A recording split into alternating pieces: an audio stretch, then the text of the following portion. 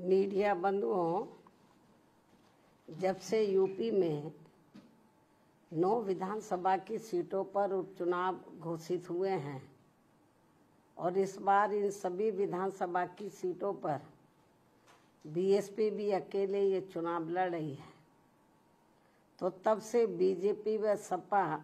गठबंधन की नींद उड़ी हुई है। जब से उन्हें मालूम पड़ा कि बीएसपी भी 9 विधानसभा की सीटों पर बाई इलेक्शन लड़ रही है,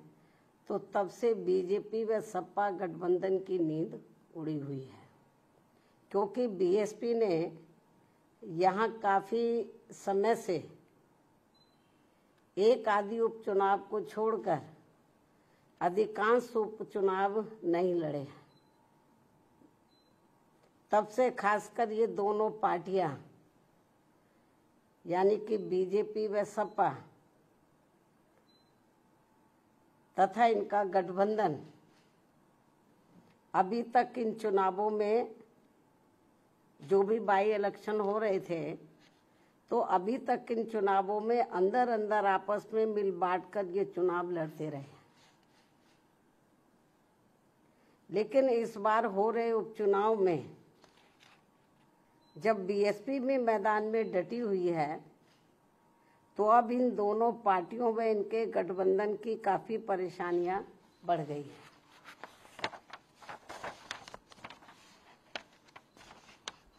जिससे जनता का ध्यान बांटने के लिए अब बीजेपी बटेंगे तो कटेंगे और सपा एंड कंपनी के लोग क्या कह रहे हैं, जुड़ेंगे तो जीतेंगे। इन नारों को प्रचारित करने व इनकी पोस्टरबाजी आदि भी खूब करने में लगी है, जबकि इनकी हर मामले में रही दोगली सोच व नीतियों को ध्यान में रखकर वास्तव में होना ये चाहिए कि बीएसपी से जुड़ेंगे तो आगे बढ़ेंगे व सुरक्षित भी रहेंगे।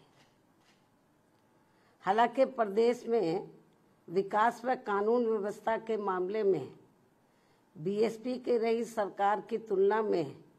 बीजेपी की वर्तमान में चल रही सरकार से व इसके पूर्व में सपा के रहे शासनकाल से भी जनता को ये जरूर सोचना चाहिए कि इन तीनों में से केवल बीएसपी का ही शासनकाल काफी बेहतरीन रहा है। ऐसे में इनको ये हवाई नारों, ऐसे में इनको प्रदेश की जनता को इनके ये हवाई नारों व पोस्टरबाजी आदि के चक्कर में बिल्कुल भी नहीं पड़ना चाहिए। इसलिए अपनी कमियों की वजह से ही अब बीजेपी के लोग ये नारा लगाकर उपचुनाव में वोट मांग रहे हैं कि बटेंगे तो कटेंगे, ये नारा लगाकर वोट मांग रहे हैं, तथा वही सपा के लोग भी ये नारा लगाकर वोट मांग रहे हैं कि जुड़ेंगे तो जीतेंगे। जबकि इनकी आड़ में ये दोनों पार्टियां यहाँ के लोगों को केवल गुमराह कर रही है। इन नारों की आड़ में तो ये दोनों पार्टियां और इनके गठबंधन यहाँ के लोगों को केवल गुमराह कर रहे हैं, जिनसे इन सीटों के वोटरों को, मतदाताओं को सावधान रहना बहुत जरूरी है। ये केवल अपनी कमियों पर से ध्यान बांटने के लिए इस किस्म के ये नारेबाजी कर रहे हैं, पोस्टरबाजी कर रहे हैं, तो यहाँ की जनता को गुमराह करने के लिए। तो जिनसे इन सीटों के मतदाताओं को सावधान रहना बहुत जरूरी है। इतना ही नहीं, बल्कि सपा की रही सरकार में तो यहाँ अधिकारी लोग नहीं, बल्कि सपा के गुंडे, बदमाश, माफिया आदि ही ज्यादातर इनकी सरकार चलाते रहे। और अब ऐसा लगता है कि यहाँ हो रहे उपचुनाव में सपा अपने गुंडों, बदमाशों व माफियाओं को अंदर अंदर ये कह रहे हैं कि ये उपचुनाव जीतोगे तो आगे सरकार बनाओगे, तभी फिर बचे भी रहोगे। अपने गुंडे, बदमाश, माफियाओं को अंदर अंदर ये कह रहे हैं। इस किस्म की रिपोर्टें भी हमें सुनने के लिए मिल रही हैं। इस प्रकार से इन विरोधी पार्टियों की ऐसी सोच व धारणा से दूर रहकर अब बीएसपी ये चाहती है कि इनसे दूर रहेंगे तो बचे रहेंगे, इन दोनों पार्टियों से, इनके गठबंधन से दूर रहेंगे तो बचे रहेंगे।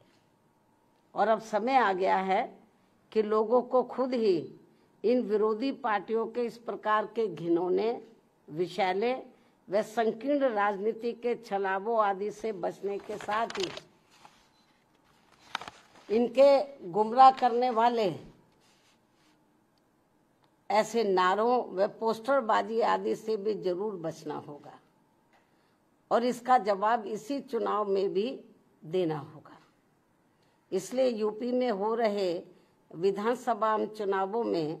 आम लोगों के साथ ही खासकर यहाँ के वोटरों से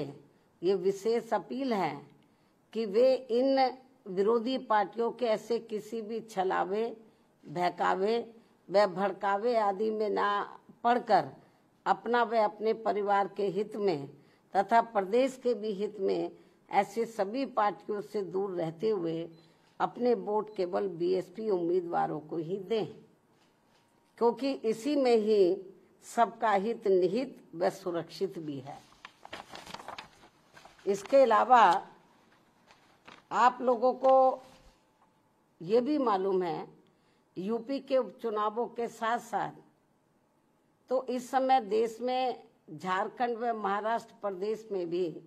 विधानसभा के लिए आम चुनाव हो रहे हैं। यहाँ भी हमारी पार्टी अकेले ही अपने बलबूते पर ये चुनाव लड़ेगी।